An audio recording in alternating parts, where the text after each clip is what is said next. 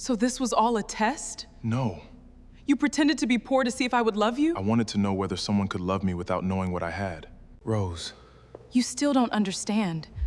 You didn't pretend to be poor because you wanted to know if I loved you. You pretended to be poor because you never trusted me enough to love you. You watched me struggle. I know. You watched me work until I could barely stand. I know. You watched me worry about my brother's treatment. And all that time, you could have helped me. Rose, please wait.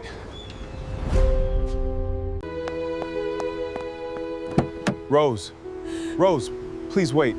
Sam Carter had spent his entire life surrounded by people. Yet somehow, he had never felt more alone. Everywhere he went, people knew his name.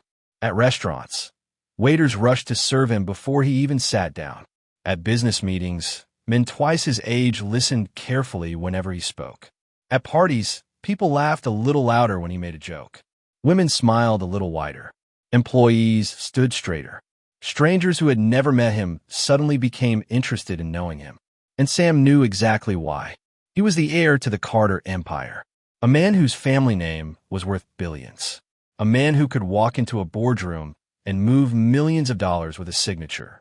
A man who had never had to worry about whether there would be food on his table tomorrow. But there was one thing money had never given him. The certainty that someone loved him. Not his money. Not his surname. Not his lifestyle. Him. And after one relationship destroyed the last bit of trust he had left, Sam made a decision that would completely change his life. He would hide everything. His family. His company.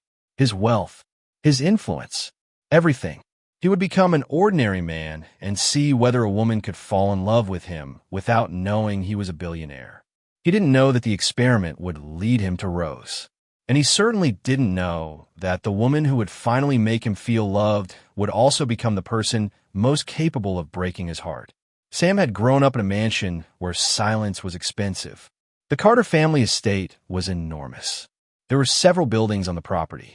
A swimming pool, tennis courts, a private gym, a huge garden, a long driveway guarded around the clock. There were drivers waiting downstairs before Sam woke up. Housekeepers who knew exactly how his father liked his coffee. Chefs who prepared different meals depending on the family schedule. Security officers who followed them everywhere. Sam never had to ask for anything. If he wanted something, it appeared. If something broke, someone fixed it. If he needed somewhere to go, a car was waiting. As a child, he thought that was normal. He didn't understand that most children didn't grow up that way. He didn't understand why his classmates sometimes stared when his driver dropped him off at school. He didn't understand why people suddenly became nervous whenever his father entered a room.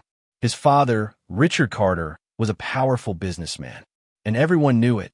People respected him. Some feared him. Others desperately wanted his approval. Sam watched it all as he grew older. He noticed how people behaved differently around his family. If his father made a joke, everyone laughed. If he walked into a room, conversations became quieter. If he disliked something, people immediately changed it. And eventually, Sam began to understand something that frightened him. People didn't always show you who they really were when they knew you had power.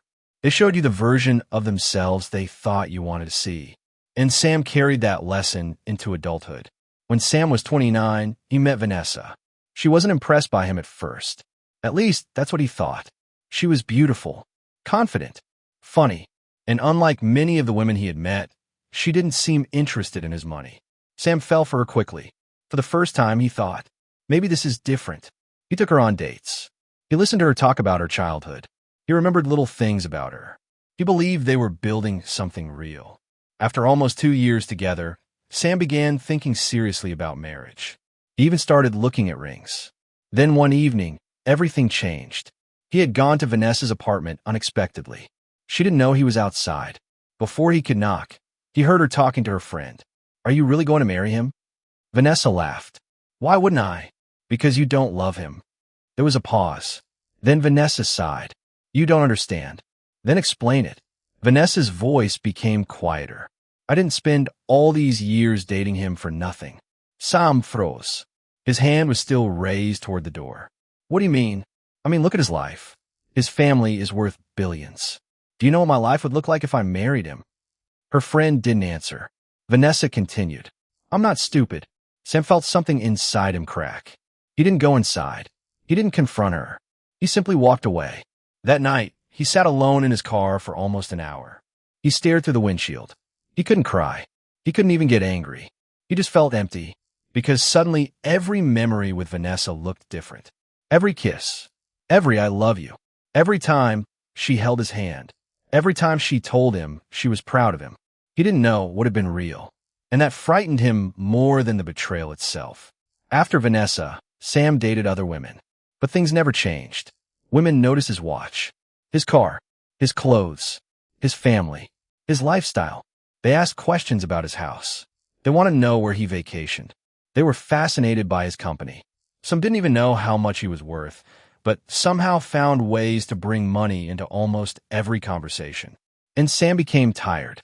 He didn't want someone who would fall in love with his lifestyle. He wanted someone who would complain because he forgot to call. Someone who would laugh when he burned dinner. Someone who would sit beside him when he had nothing interesting to say. Someone who would look at him and see a man, not a bank account. One night, Sam sat in his father's study. The room was enormous. Dark wood, bookshelves, old family photographs, awards, business documents. On the wall hung a photograph of his father standing beside the company's first headquarters. Sam stared at it. Then he looked at himself in the mirror. He whispered, "What if I had nothing?" The question stayed with him. What if there were no mansion, no expensive cars, no security, no company, no Carter name? Would anyone still want him? He decided to find out. Within weeks, Sam quietly arranged everything. He rented a modest apartment under his middle name. He bought inexpensive clothes. He stopped using his usual cars. He left his security team behind. He told his family he needed time away. He would still monitor the company from a distance. But publicly, he would disappear. He became simply Sam, no vulgener, no seo. Just a man trying to find out what love felt like when money wasn't part of the equation. And then he met Rose. The first time he saw her, it happened on an ordinary afternoon. Sam had stopped at a small grocery store. He had a paper cup of coffee in his hand and was sitting outside when he noticed a woman struggling with a grocery bag. A loaf of bread was sticking out of the top. She had milk in one hand, a small bag of fruit in the other. She looked tired, but she was smiling at an elderly man who had just walked past her. Sam watched her. There was something different about her. She wasn't trying to attract attention. She wasn't checking whether anyone important was watching. She simply seemed comfortable being herself. She sat on the bench a few feet away. For several minutes, neither of them spoke. Then Sam looked at her grocery bag. "What did you buy?" She looked at him. "Food." He smiled. "I can see that. Then why did you ask?" He laughed. "I don't know." She smiled. "You're strange. I've been told that." She looked at him again. "Are you always this nosy?" "Only when I'm bored." "And you're bored?" "A little." She opened the grocery bag. "Bread." Sam nodded seriously. "Very exciting." "Milk." "Even better." She laughed, and that laugh stayed with him. It was natural, unforced. She didn't laugh because he was rich. She didn't even know who he was. She simply thought he was funny. For the first time in a long time, Sam felt like someone was talking to him. Not his surname, not his money, just him. Love didn't arrive dramatically. It didn't come with fireworks. It didn't begin with a luxury dinner or a bouquet of roses. It began with walking. The first time Sam walked Rose home, she protested. "You don't have to." "I know." "Then why are you coming?" "Because I want to." She looked at him. "You don't even know where I live." "Then show me." She smiled. "You're persistent. I've been called worse." They started walking.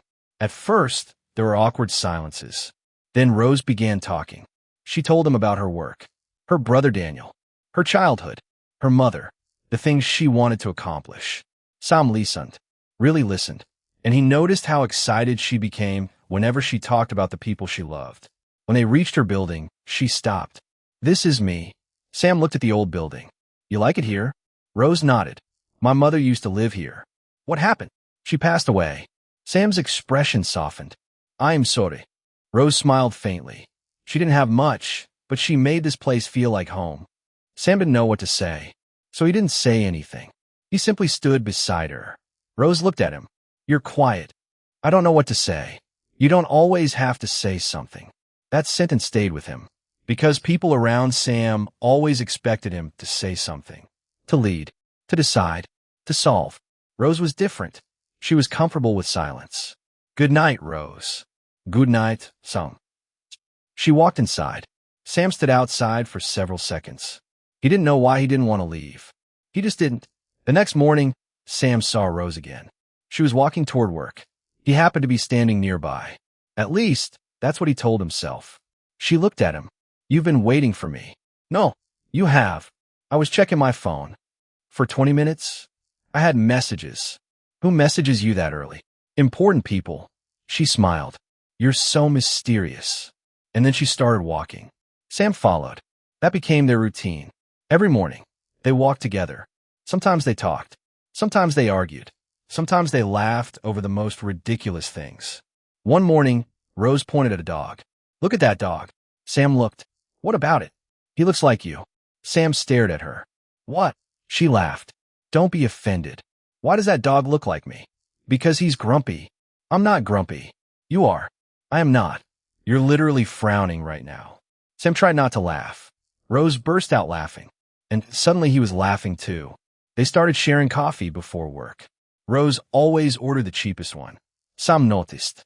You don't like the other coffee? Eat dough. Then why don't you buy it? Because it's expensive. It's coffee. Exactly. You're strange. I'm financially responsible. You mean cheap? She looked at him. Do you want your own coffee? Yes. Then buy it. He laughed. You're impossible. But secretly, Sam loved it. She didn't treat him like someone important. She treated him like a normal man. And that was exactly what he had wanted.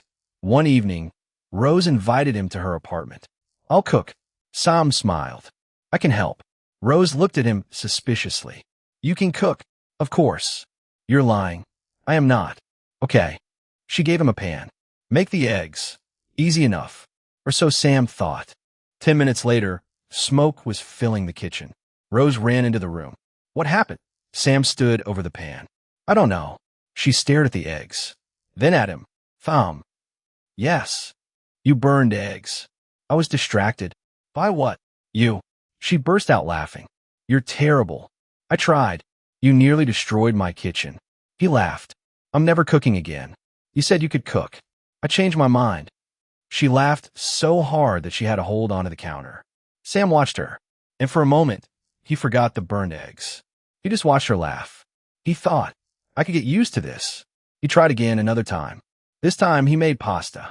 Rose came home and found him proudly standing beside the stove. I made dinner. She looked at him suspiciously. You? Yes. She tasted it, then stopped. Sam became nervous. Well, she swallowed. You're improving. Really? No. She laughed. He threw a napkin at her. She threw one back. Soon they were both laughing. There was pasta everywhere. Rose pointed at him. You're cleaning this. Yes, ma'am. He smiled, and he realized something. He had spent millions entertaining people, but he had never had more fun making a mess in a tiny kitchen. One evening, Sam found Rose sitting outside her apartment. She looked different. Her shoulders were slumped. Her eyes were red. He sat beside her. What happened? I lost my job. Sam's heart sank. What? They're cutting staff. She wiped her eyes. I don't know what I'm going to do. Sam could have solved it immediately. He could have hired her. He could have given her money. He could have bought the entire company. But he couldn't, because she couldn't know. So he simply stayed beside her. Rose leaned her head against his shoulder. I don't need you to fix it. I know. I just need someone to stay. Sam looked down at her. Then I'll stay. She closed her eyes. And for the first time, Sam understood something. Love wasn't always about solving someone's problems. Sometimes, love was simply refusing to leave while they were hurting. They were walking home one evening when a car sped past. Rose moved closer to Sam. Her hand brushed his. Neither moved. Their fingers slowly intertwined. Rose looked down. Sam looked down. Neither said anything. They simply kept walking. When they reached her building, Sam released her hand. Rose looked at him. There was a tiny disappointment in her eyes. He noticed. Good night. Good night. She went inside. Sam walked home smiling. A few weeks later, rain trapped them beneath a shop awning. Rose was telling him a story about Daniel. Sam lipped. You're making that up. I am not. He can't be that dramatic. He is. She laughed, then became quiet. Sam looked at her. What? Nothing. You're staring. I know. What? I don't know. He moved closer. She didn't step away. He reached for her hand. She let him. Their faces were inches apart. Rose whispered. I think I'm scared. Of what? How much I like you. Sam smiled sadly. I think I'm scared too. Why? Because I don't want this to end. Rose looked into his eyes. Then she leaned toward him. Their lips met. Softly, gently. When they pulled apart, she smiled. Sam asked, was that okay? No. His face fell. She laughed. It was better than okay. He smiled. She rested her forehead against his. And that was the moment Sam knew. He wasn't conducting an experiment anymore. He was in love. Weeks passed. Their relationship deepened. They talked about everything. Childhood, family, dreams, fears, marriage. One night, they sat outside beneath the moon. Rose rested her head against his shoulder.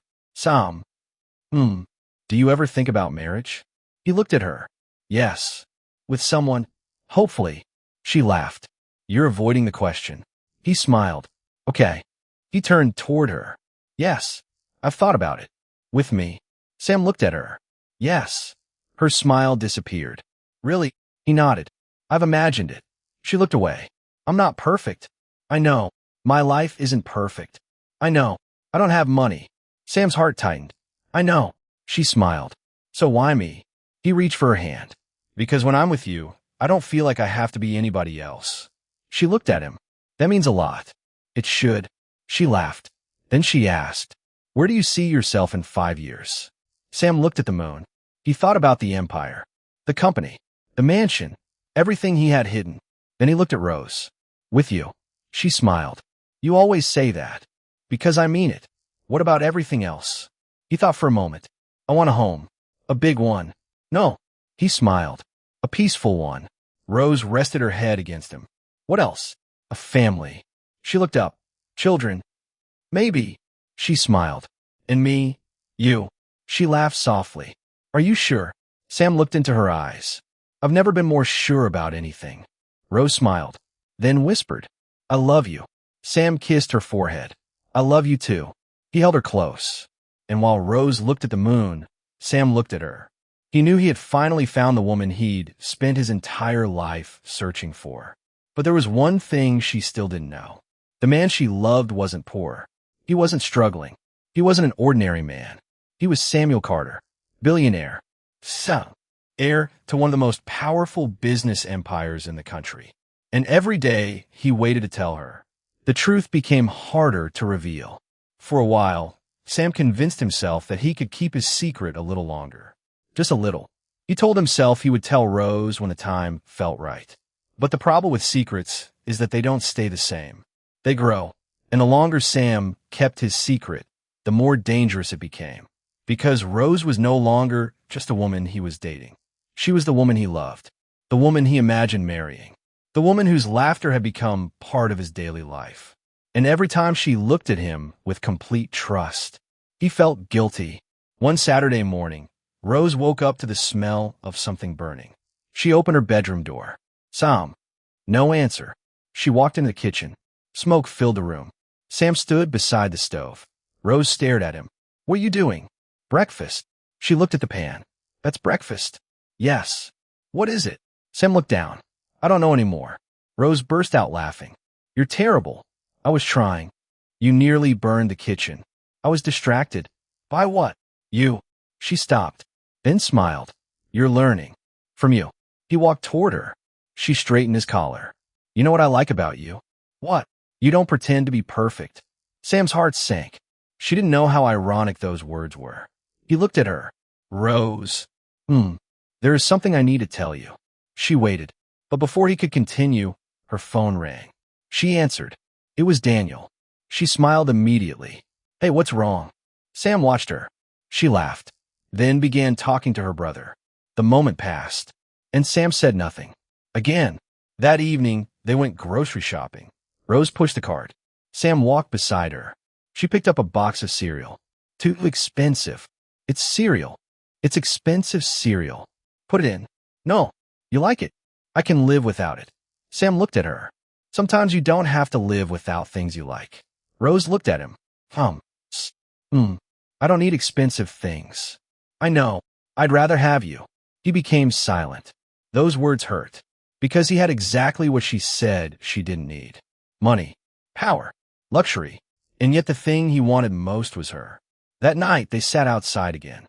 Rose looked at him. Do you ever think about your family? Sam hesitated. Yes. Do they know about me? No. What? It's complicated. She nodded. She didn't push. Sam looked at her. He wanted to tell her. He almost did. But fear stopped him again. Then his phone rang. The call came from his company. His expression changed immediately. What happened? He listened. How bad? He closed his eyes. I'll come. Rose watched him. What is it? Something with my family. Is everyone okay? Yes. Then why do you look worried? Because I have to travel. When? Tonight. She became quiet. How long? I don't know. She stepped closer. Is it serious? Yes. Sam pulled her into his arms. He held her tightly.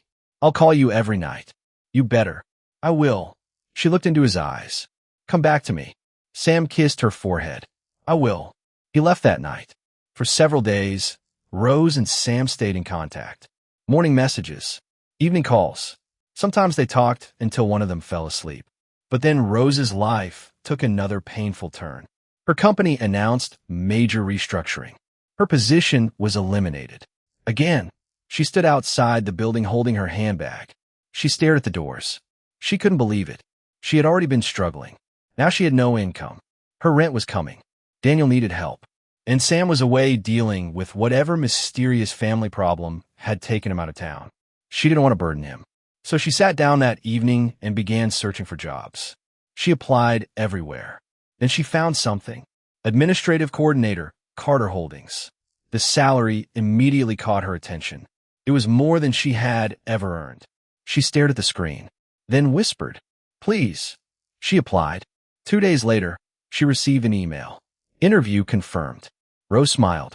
For the first time in days, she felt hopeful. She immediately picked up her phone. She wanted to tell Sam. She called. No answer. She called again. Still nothing. She smiled. He's probably busy. So she recorded a voice note. Sam, I got an interview. I really hope I get this job because the salary is actually good. Maybe we won't have to worry so much about money anymore. I can't wait to tell you properly. Call me when you get this. I miss you. She sent it. Sam never heard it. Not yet. Because at that exact moment, Samuel Carter was standing inside a boardroom hundreds of miles away, dealing with the company Rose had just applied to. He had no idea she had just stepped onto a path that would lead directly into his secret world. The next morning, Rose dressed carefully. She didn't own a car, so she ordered a taxi. She looked at herself in the mirror. Her borrowed blazer, her modest handbag, her neatly arranged hair. She took a deep breath. This could change everything. Then she left. She didn't know that by the end of the day, she would discover that the man she loved had been hiding an entire empire. And when she finally saw the real Sam, she would wonder whether the man who walked her home every evening had ever truly existed at all. Carter Holdings was not simply a company. It was an empire. The moment Rose stepped through the glass doors, she felt it. Power. Not the loud kind. The kind that didn't need to announce itself. It simply existed. The lobby was enormous. Polished marble floors reflected the lights above. A breathtaking chandelier hung from the ceiling. And expensive furniture was arranged with such precision that Rose almost felt afraid to touch anything. Security officers stood at strategic points throughout the building. Employees were dressed perfectly. Everyone seemed to know exactly where they were supposed to be and exactly what they were supposed to be doing. There was no loud talking, no unnecessary movement, no careless behavior. Everything was controlled. Everything was perfect. Rose noticed something else. People were careful, very careful. When senior executives walked past, employees straightened. When a manager gave an instruction, people responded immediately. Yes, sir. Of course. Right away. Rose swallowed. She suddenly became conscious of her borrowed blazer, her modest handbag, her shoes. She felt like an outsider. She had never been inside a place where influence and affluence spoke so loudly without anyone saying a word. But she needed the job. So she walked into the interview, and she got it. "Congratulations, Rose," the hiring manager said. "You've been selected for the position." Rose's eyes widened. "Really?" "Yes." She smiled. "Oh my goodness." For the first time in days, she felt like she could breathe again. She had been so worried about money. Her rent, Daniel, the bills, everything. But now she had a good job, a real opportunity. She immediately reached for her phone. She wanted to call Sam. She wanted to hear his voice when she told him. They wouldn't have to worry about money anymore. She had finally gotten a good job. She could help with Daniel. She could pay her rent. Maybe life was finally turning around. She called Sam. No answer. She called again. Still nothing. Rose looked at her phone and smiled. He's probably busy. She decided to leave him a voice note. She pressed record. "Sam, you're not going to believe this. I got the job. I actually got it. And the salary is really good. I kept thinking about how worried we've both been about money, and now maybe things will finally get easier. Call me when you see this. I miss you." She smiled as she sent it. She had no idea that Sam wouldn't hear that voice note for hours. He was too busy dealing with the company she had just been hired by. Before Rose could leave, the hiring manager stopped her. "There's one more thing." Rose turned. "We need these documents delivered to the CEO's residence." "The CEO?" "Yes." "Is he there?" "He returned this morning." The manager handed her the envelope. Rose looked at it. "I'm supposed to deliver this?" "Yes." She hesitated, then remembered her new job. "Okay." The manager gave her the address. Rose stared at it. She didn't recognize the place. She simply ordered another taxi. When the taxi stopped outside the enormous black gates, Rose looked out the window. Her mouth fell open. A massive mansion stood behind the gates. This can't be right. She checked the address again. It matched. The gates opened. The taxi drove slowly inside. Rose stared through the window. The property seemed endless. Perfectly trimmed gardens stretched across both sides of the driveway. A large fountain stood in the center. Luxury vehicles were parked near the entrance. Security cameras were positioned everywhere. Rose felt a strange uneasiness settle in her stomach. She paid the taxi and stepped out. A security guard approached her. "Who are you here to see?" "Mr. Carter. I have documents from the company." The guard immediately straightened. He spoke into his radio. A few seconds later, another guard opened the front door. "Please come in, ma'am." Rose stepped inside and froze. The mansion was even more breathtaking from the inside. Marble floors, a massive chandelier, expensive paintings, fresh flowers, luxury furniture. Everything looked perfect, but what caught Rose's attention wasn't the beauty. It was the people. Staff members moved silently through the house. A housekeeper carried folded clothes. Another employee adjusted flowers on a table. Someone was speaking quietly into a phone near the staircase. Two security officers stood near the hallway. Everyone seemed to know exactly what they were doing. Nobody was relaxed. Nobody was careless. Everyone seemed to be waiting for one person. Rose looked at the housekeeper. "Excuse me." The woman turned. "Yes, ma'am. I'm here to deliver documents to Mr. Carter." The woman's expression immediately became respectful. "Of course." Rose frowned slightly. Something about the way the woman said his name made her uncomfortable. Then Rose heard voices coming from the hallway. "Boss is back. Is the board waiting?" "Yes." "Everything is prepared." Rose turned. Her heart began beating faster. Footsteps approached. Then Sam walked in. Rose's heart stopped. For a moment, she didn't recognize him. He wore a perfectly tailored dark suit, a crisp white shirt, an expensive watch. His shoes were polished. His hair was perfectly styled. But it wasn't just his clothes. It was his presence.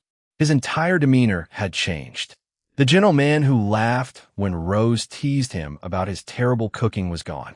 This man looked powerful, focused, cold, commanding. Two bodyguards followed several steps behind him. Three senior executives walked behind them. One of them immediately handed him a folder. "Boss, the acquisition documents." Sam took the folder without slowing down. "Have legal review them again." "Yes, boss." Another executive approached. "Sir, the board is waiting." Sam didn't even look at him. They can wait. Yes, sir. Everyone moved around him carefully, respectfully, almost fearfully. Rose stared. She had never seen this side of him. This was a man who was used to being obeyed, used to people trying to please him, used to entire rooms falling silent when he entered. Then his eyes met hers. He stopped. Everything stopped. The executives, the security guards, the staff, everyone. Sam's face changed. Rose, she stared at him. Her voice trembled. Who are you? He stepped toward her. Rose, listen to me. She looked around. At the mansion, at the bodyguards, at the staff, at the executives, then back at him. You own Carter Holdings? Sam said nothing. You're the CEO? His jaw tightened. Yes.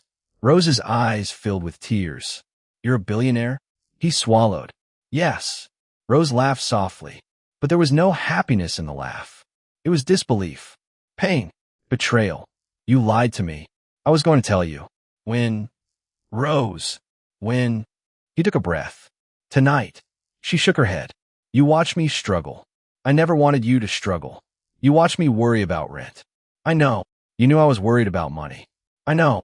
And you had all of this. Sam looked at her. I was afraid. Of what? That you would only love me because of my money. Rose stared at him. And instead of trusting me, her voice broke. You tested me. Sam couldn't answer. Because she was right. He had told himself that he was protecting their relationship. But standing there, watching the woman he loved cry, he finally realized something. He hadn't protected their love. He had damaged it. Rose looked around the mansion one final time, then back at the man she loved. I wasn't angry because you're rich. She wiped the tears from her cheeks. I was angry because I thought I had finally found someone who trusted me. Sam's eyes filled with tears. Rose. She shook her head. No. She stepped backward. You knew everything about me. You knew my struggles. You knew how hard I was trying. You knew I trusted you. Her voice cracked, and you still chose to hide the truth. Sam stepped toward her. I love you. Rose looked at him. Those words hurt more than anything. Then why didn't you trust me? Sam had no answer. Rose turned toward the door. Rose, please. She stopped, but she didn't turn around. Her voice was barely a whisper. I love the man I thought you were. Then she walked away. The door closed behind her. Sam stood frozen. The most powerful man in the building couldn't move. His employees remained silent. His bodyguards remained silent. Nobody dared interrupt him, because they had never seen their boss look so broken. Outside, Rose climbed into the taxi. She sat in the back seat, staring through the window as the mansion disappeared behind her. Tears streamed down her face. She had gotten the job she desperately needed. She had finally found a way out of her financial problems. But instead of feeling happy, she felt betrayed, because the man she thought she knew had been hiding an entire empire from her. She remembered the cheap coffee, their walks home, his terrible cooking, the burned eggs, the pasta disaster, the night beneath the moon, the way he had held her hand, the way he had told her he loved her. And suddenly, every beautiful memory hurt, because she didn't know which parts had been real. The taxi drove farther away from the mansion. Rose wiped her tears, and one question kept repeating itself in her mind.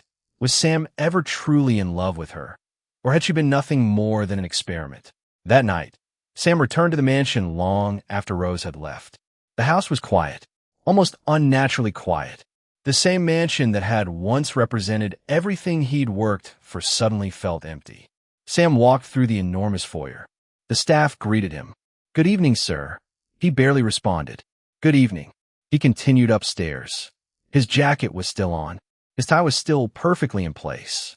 But his mind was nowhere near the business meetings he'd attended that day. It was with Rose.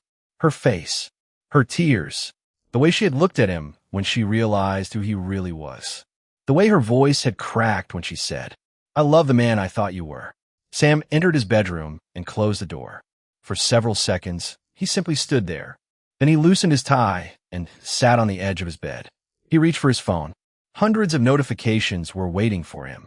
Business messages, emails, missed calls, board members, executives, lawyers. He ignored all of them. Then he noticed Rose's name. He froze. There were several messages from her. He opened the conversation. The first message made his heart tighten. Rose, Sam, you're not going to believe this. Then another. Rose, I got the job. Another. Rose, I actually got it. Sam stared at the screen. Then came the voice note. He pressed play. Rose's voice filled the quiet bedroom. Sam, you're not going to believe this. I got the job. I actually got it. And the salary is really good. I kept thinking about how worried we've both been about money, and now maybe things will finally get easier. Call me when you see this. I miss you. Sam listened to it twice. Then a third time. His eyes slowly filled with tears. He lowered the phone. For months, he'd been afraid of one thing. That Rose would change the moment she discovered he was wealthy. That everything she'd said to him had secretly been about the life he could provide. But now he knew. She had been excited about getting a job. She hadn't known he owned the company. She hadn't known about the mansion. She hadn't known he was a billionaire. And the first thing she had wanted to do was call him, because she thought they had finally found a way to stop struggling. Sam looked at the screen again. Another message appeared. Rose, I tried calling you. You must be busy. Call me when you can. Sam closed his eyes. A painful realization settled over him. She had been exactly what he'd hoped she would be. She had loved him when she thought he was struggling. She had walked beside him when he wore cheap clothes. She had laughed at his terrible cooking. She had sat with him when he had pretended he couldn't afford things. She had never once asked him how much money he had. She had never asked what kind of car he drove. She had never asked what his family owned. She had simply loved Sam, and he had hurt her anyway. He looked around his enormous bedroom.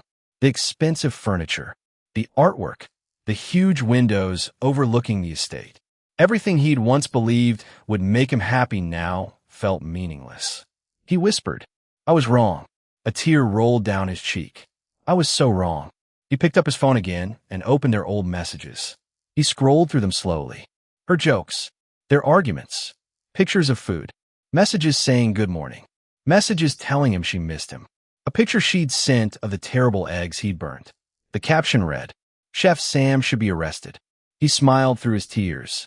Then the smile disappeared, because he remembered the look on her face that afternoon. She had trusted him, and he had betrayed that trust. Sam leaned back against the headboard. For years, he'd been afraid that someone would use him for his money. But he'd finally found a woman who didn't. And instead of accepting that love, he had tested it. He stared at Rose's name on his phone. His thumb hovered over the call button. He wanted to call her. He wanted to explain everything. He wanted to tell her that the love was real, that the walks were real, the coffee was real, the terrible cooking was real, every kiss was real, every conversation beneath the moon was real, everything. But he stopped himself, because for once, Sam understood that this wasn't about what he wanted. Rose had every right to be angry. She had every right to question him. And if he truly loved her, he couldn't use his money to force her to forgive him. He placed the phone beside him, then whispered into the empty room. I hope one day you believe that I loved you before you ever knew who I was. Sam lay back on the bed, but sleep never came. Because that night, the billionaire who had spent years wondering whether anyone could love him without his money finally had his answer. Yes, someone could. He had simply been too afraid to trust it. And now he had to find a way to earn back the trust of the woman who had already given him the very thing he'd spent his entire life searching for. Her heart. The next morning, Rose almost didn't go to work. She stood in front of her mirror for several minutes, staring at herself. She had barely slept. Every time she closed her eyes, she saw the mansion, the bodyguards, the employees, the way everyone had called him boss.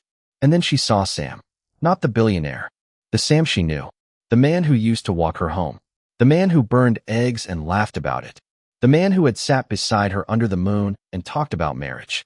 Two completely different worlds. One man, and somehow, she had loved both without knowing they were the same person. Rose picked up her handbag. She had bills to pay. She had responsibilities. And most importantly, she had earned that job. She hadn't received it because Sam had ordered someone to hire her. She had gone through the interview. She had been evaluated. She had been selected because she was qualified. So she made a decision. She was going to work. Not for Sam. Not because of Sam. For herself. When Rose entered Carter Holdings, she immediately felt the difference. People knew. Of course they knew. Some employees glanced at her. A few whispered quietly. Someone looked at her and then quickly looked away. Rose noticed everything, but nobody approached her. Nobody asked questions. Nobody made comments. The company was too professional for that. Everyone minded their own business. She appreciated that. She walked straight to her office, put her handbag down, turned on her computer, and began working. No drama, no tears, no confrontation, just work. For the first few hours, she barely looked away from her screen. She wanted everyone to understand one thing. She was there because she belonged there. At exactly 8 a.m., Sam arrived at Carter Holdings. The atmosphere of the entire executive floor changed immediately. His security team entered first. Then Sam stepped out of the private elevator. Dark suit, perfectly pressed shirt, controlled expression. His assistant followed behind him with a tablet and several documents. "Good morning, sir." "Good morning. The board members are already in the conference room." "Good. Your 9 o'clock meeting has been moved to 10:30. "Fine. And the Singapore call is at 12. Make sure the financial report is ready before then." "Yes, sir." Sam walked into his office. He didn't stop. He didn't look toward Rose's office. He didn't ask her to come to him. He didn't send someone to summon her. He didn't make himself conveniently available. Because Sam understood the boundary now. She didn't want him forcing himself into her space. So he respected it. He went to work. And he worked like the CEO he was. At 9 o'clock, Sam walked into the boardroom. 8 senior executives were already seated. Everyone stood. "Good morning, Mr. Carter." "Good morning." They sat. Sam opened the first file. "Let's begin." For the next 2 hours, he was ruthless, precise, focused. A multi-million-dollar acquisition had hit a problem. One executive proposed delaying the deal. Sam disagreed. "No." The executive hesitated. "Sir, we don't delay because we're uncomfortable. We find the problem and solve it." "Yes, sir." Another executive presented the quarterly numbers. Sam listened carefully. He asked questions nobody expected. He noticed inconsistencies. He corrected projections. He approved one proposal, rejected another. By the end of the meeting, everyone in the room knew exactly why Carter Holdings had become one of the most powerful companies in the country. There was nothing soft about CEO Sam Carter. He was demanding, disciplined, decisive, and when the meeting ended, he simply closed the file. That's all. Everyone stood. Sam walked out. But the moment the conference room door closed behind him, his expression changed. His first thought wasn't about the acquisition. It was Rose. Back in his office, Sam's executive assistant, Elena, entered with his schedule. She placed the tablet on his desk. "Your next meeting is at." "Elena." She stopped. "Yes, sir." Sam looked at the papers in front of him, then asked casually, "How is Rose adjusting?" Elena understood immediately. "Ms. Williams?" Sam nodded. "She seems to be doing well." "Any problems?" "No, sir." "Anyone bothering her?" "No." "Is she comfortable with the workload?" "She seems to be handling it very well." Sam nodded. Then after a pause, "Good." Elena began to leave. "Wait." She turned. "Has she mentioned anything about me?" Elena hesitated. "No, sir." Sam nodded. "That's all." She left. Sam leaned back in his chair. He had asked the question as though it were about an employee. But Elena knew better. That afternoon, Sam stared at Rose's name on his phone. He had called her twice the previous night. She hadn't answered. He considered calling again, then stopped. He didn't want to overwhelm her. Still, he needed to hear her voice. He called. The phone rang. Once, twice, 3 times. No answer. The call ended. Sam stared at the screen. He didn't call again. Instead, he opened his messages. He typed, "I know you're angry. I don't expect you to forgive me. I just want you to know that everything between us was real." He stared at the message, then deleted it. He typed another. "I'm sorry." Deleted. Another. "I miss you." Deleted that too. Finally, he wrote, "I hope you're settling in well. If you ever need anything concerning your work, speak to Elena. I don't want you to feel pressured to come to me." He sent it. Rose saw the message. She didn't respond. Sam placed his phone face down. That small silence hurt more than he expected. The following morning, Rose arrived at her office and stopped. A small bouquet sat on her desk. Not an enormous, extravagant arrangement. Just simple white flowers. There was a small card. She opened it. Only one sentence was written. "I know flowers cannot fix what I did. I just wanted you to know that I'm sorry." No signature. She knew who it was from. Rose stared at the flowers. Her first instinct was to throw them away. But she couldn't. She touched one of the petals. Her eyes became wet. Because this wasn't the billionaire sending her something expensive. It was Sam, the man who used to buy her a cheap cup of coffee. She sat down. For several minutes, she simply stared at the flowers. Then she carefully moved them to the corner of her desk. She didn't call him. She didn't thank him. But she didn't throw them away either. 2 days later, another envelope arrived. This time, it wasn't delivered personally. It came through the company's internal mail system. Rose stared at the envelope. Her name was handwritten. She opened it. Inside was a single sheet of paper. Sam's handwriting was surprisingly simple. Rose, I'm not writing this to ask you to forgive me. I know I don't deserve that yet. I thought hiding my wealth would protect me from being loved for the wrong reasons. Instead, I ended up hurting the person who had given me the most genuine love I've ever experienced. You didn't need my money. You didn't even know I had it. You loved me when you thought I was just Sam. And I will regret forever that I was too afraid to trust that. I'm sorry, Sam. Rose read it once. Then again. Then a third time. She pressed the paper against her chest. A tear slipped down her cheek. She whispered, "Why did you have to lie?" That entire week, Sam never once walked into Rose's office. Not once. If he needed something professionally, he went through her supervisor. If there was a document requiring her attention, it came through the proper channels. If he needed information about her department, he asked his executives. He never used his position to corner her. He never summoned her. He never demanded a conversation. And somehow, that made everything harder for Rose. Because she had expected him to chase her. She expected flowers every day, calls, grand gestures, maybe even an expensive gift. But Sam did something completely different. He gave her space, yet he never stopped caring. One afternoon, Sam was leaving a meeting when he happened to see Rose through the glass wall of her department. She was sitting at her desk, focused, typing. She laughed at something one of her colleagues said.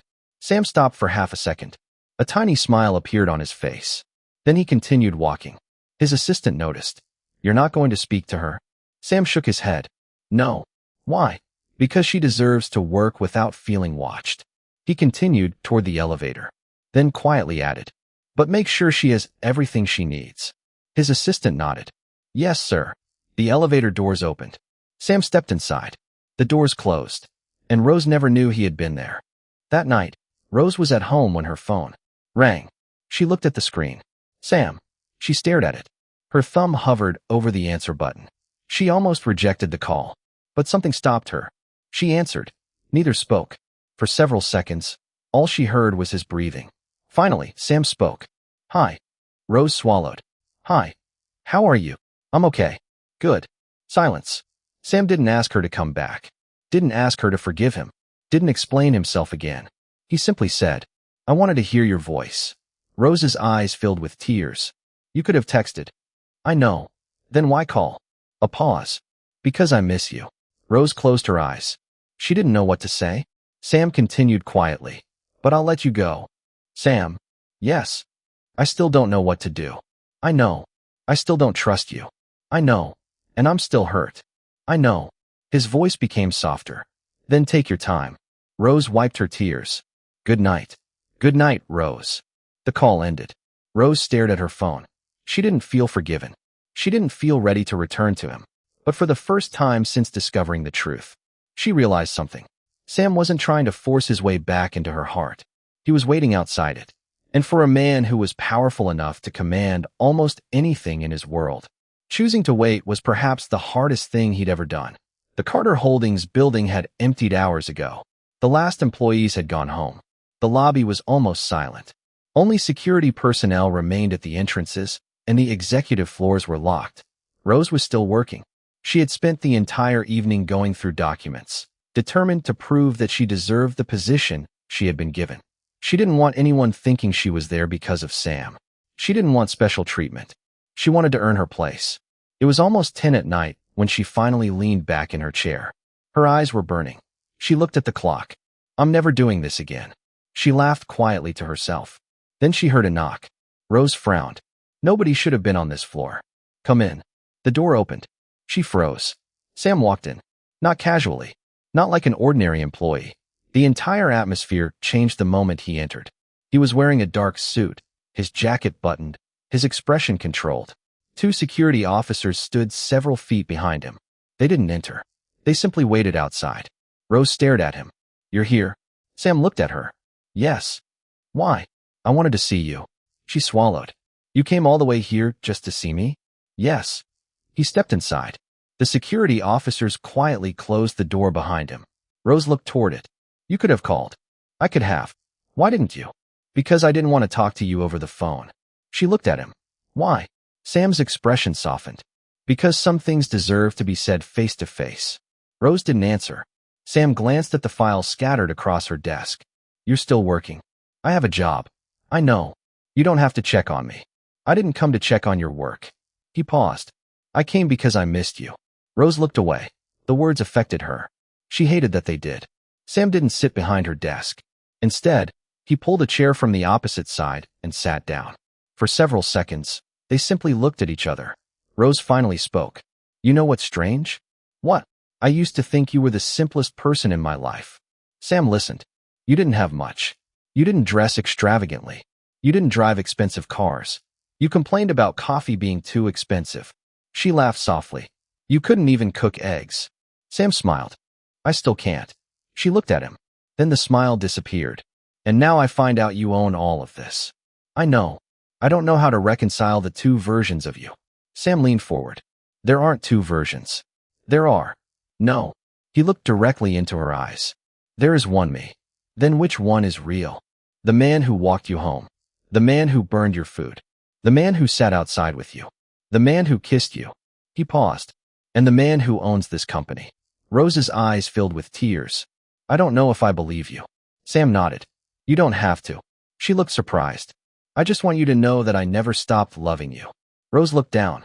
That doesn't fix it. I know. Silence filled the room. Rose stood and walked toward the window.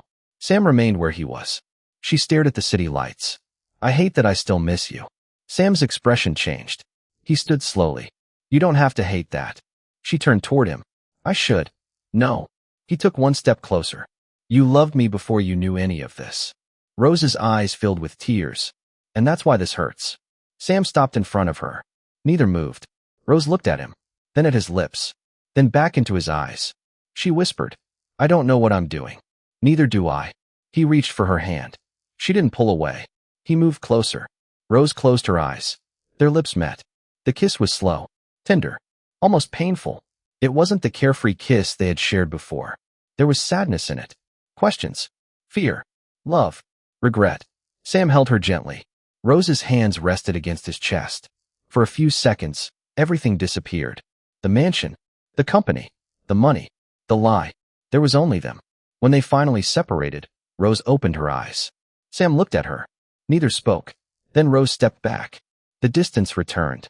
Sam understood immediately. The kiss wasn't forgiveness. It wasn't permission to return to the way things were. It was simply proof that despite everything, the love hadn't completely disappeared. Rose wiped a tear from her cheek. I still don't trust you. Sam nodded. I know. I still don't know what we're going to be. I know. She looked at him.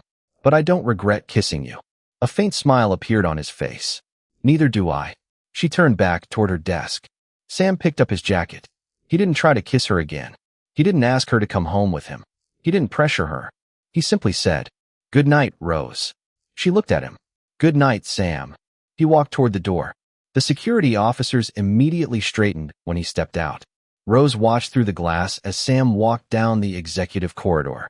People moved aside for him. Security followed. His presence commanded the entire floor. Within seconds, he disappeared behind the private executive doors. Rose stood there watching. And for the first time, she understood something she hadn't understood before. Sam wasn't accessible to everyone.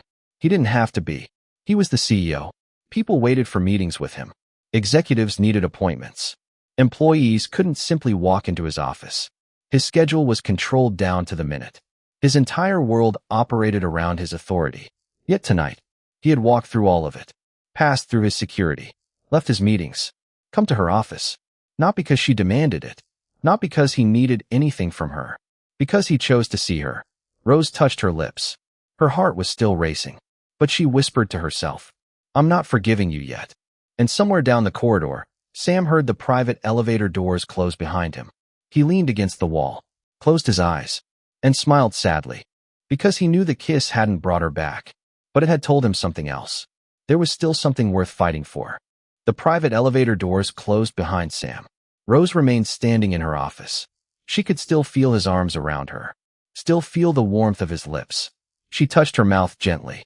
Her heart was racing, but her mind was confused. She had kissed him. After everything. After the mansion. After the lies. After discovering that the simple man she had fallen in love with was actually one of the most powerful men in the city. She had kissed him, and somehow, that frightened her more than anything, because the kiss had reminded her of what she had been trying so hard to forget. She still loved him. That was the truth she couldn't escape. But forgiveness was different. Love could survive pain. Trust was harder. Rose sat down slowly. She looked at the flowers Sam had sent her days earlier. They were beginning to dry. She touched one of the petals, then whispered, "Why did you have to lie to me?"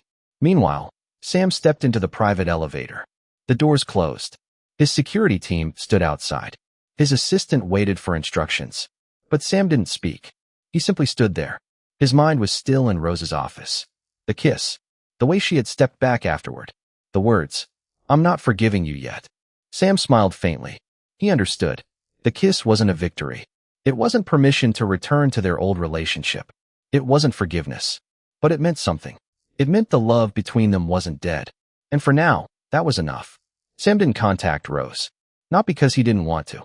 Because he had promised himself he wouldn't pressure her. Rose noticed. There were no flowers. No messages. No calls. Nothing. At first, she was relieved. Then she became strangely disappointed. She hated herself for noticing. On Friday evening, just as she was preparing to leave work, her phone vibrated. She looked at the screen. Sam. Her heart skipped. She opened the message. "Would you have dinner with me tonight?" She stared at it. A second message appeared. "Not as your boss. Not as the CEO. Just Sam." Rose sat back in her chair. She read it several times. Then she finally replied. "Okay." His response came almost immediately. "I'll pick you up at 7. Rose hesitated. Then typed. "No." A moment later. "I'll meet you there." Sam smiled when he saw it. Okay. No argument. No insistence. He respected her decision. At 7 o'clock, Rose walked into the restaurant. It was beautiful, elegant, expensive, but not intimidating. Sam had chosen a quiet table in a secluded corner. When he saw her, he stood. For a moment, they simply looked at each other. Rose smiled faintly. "You look beautiful." "Thank you." He pulled out her chair. She sat. Sam sat opposite her. Neither touched the menu. Neither seemed interested in food. Finally, Rose broke the silence. "Why did you ask me here?" Sam looked at her. "Because I don't want our last real conversation to be the one where you walked out of my house crying." Rose looked down. "I cried a lot because of you." "I know. I hated that." "I know." She looked back at him. "Do you know what hurt the most?" Sam shook his head. "I thought I finally had something real." Her voice trembled. "I thought I had found someone who didn't care about pretending." Sam listened. "I didn't need you to be rich." "I know. I didn't need a mansion." "I know. I didn't need expensive restaurants." "I know. I just needed you to be honest with me." Sam's eyes became wet. "I know." Rose wiped a tear away. "Why didn't you trust me?" Sam took a deep breath. "Because I had spent so long being afraid of being loved for the wrong reasons that I forgot something." "What?" "That love requires trust from both people."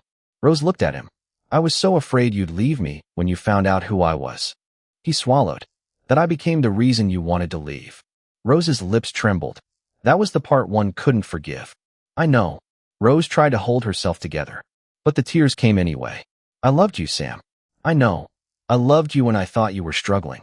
I know. I loved you when you burned my food." Sam smiled through his tears. "I was terrible at cooking." "You were." She laughed softly. Then cried again. "I loved you when you walked me home. I loved those walks. I loved sitting with you under the moon." "So did I. I loved talking about our future." Sam reached across the table. This time, Rose allowed him to take her hand. "I meant every word," he whispered. She squeezed his fingers. "I wanted to believe you." "You can." She looked at him. "I want to." Sam didn't ask her to forgive him. He simply sat there holding her hand. Rose stared at their intertwined fingers. Then she whispered, "I forgive you." Sam froze. He looked at her. "Rose, I forgive you." His eyes filled with tears. "But I need you to understand something." "Anything." "I forgive you because I love you." He nodded. But forgiveness doesn't mean I forget. I don't want you to forget. And I don't want you to ever make me feel like I have to prove my love again. You won't. Promise. Sam squeezed her hand. I promise. Rose looked at him for several seconds, then smiled through her tears. I still love you. Sam's face softened. I never stopped loving you. When they left the restaurant, the night air was cool. They stood outside beneath the lights. Sam looked at Rose. Can I? She smiled. You don't have to ask. He stepped closer. Their lips met. This time, there was no fear, no anger, no uncertainty. Rose wrapped her arms around him. Sam held her tightly. The kiss wasn't desperate. It was peaceful, like two people who had finally found their way back to each other. When they separated, Rose rested her forehead against his. I missed you. Sam smiled. I missed you every day. 3 months later, their relationship changed after that night. Not because everything became perfect, but because they became honest. Rose learned more about Sam's world. She visited his company. She attended a few events with him. She saw how powerful he really was. She watched executives wait for his approval. She saw businessmen become nervous when he entered a room. She saw the influence he carried. But she also saw the man nobody else saw. The man who still couldn't cook properly. The man who hated sleeping alone. The man who still called her when he had a terrible day. And she realized something. The billionaire wasn't a different man. He was simply another part of Sam. And she loved all of him. One evening, Sam told Rose he wanted to take her somewhere. He didn't tell her where. When they arrived, Rose recognized the place immediately. The small park where they had once sat together beneath the moon. She looked at him. Why are we here? Sam smiled. Do you remember asking me where I saw myself in 5 years? Rose's eyes softened. Yes. You remember what I told you? With me. Sam nodded. I meant it. He took her hand. But I didn't know then that I'd have to fight this hard to keep you. Rose smiled. You deserved it. I did. He laughed. Then his expression became serious. I spent my whole life surrounded by people. People who wanted my money. People who wanted my approval. People who wanted something from me. He took a breath. Then I met you. Rose's eyes filled with tears. You didn't know I was rich. You didn't know my name carried any power. You didn't care. You just loved me. He reached into his pocket. Rose's eyes widened. Sam. He dropped to one knee. Her hands flew to her mouth. Rose Williams. His voice trembled. I don't want to hide from you anymore. I don't want to test you anymore. I don't want to spend another day wondering whether the woman I love will still be beside me tomorrow. He opened the ring box. Because I don't just want tomorrow. I want every tomorrow. Rose was crying now. Will you marry me? She laughed through her tears. Yes. Sam looked up. Really? Yes. He stood and pulled her into his arms.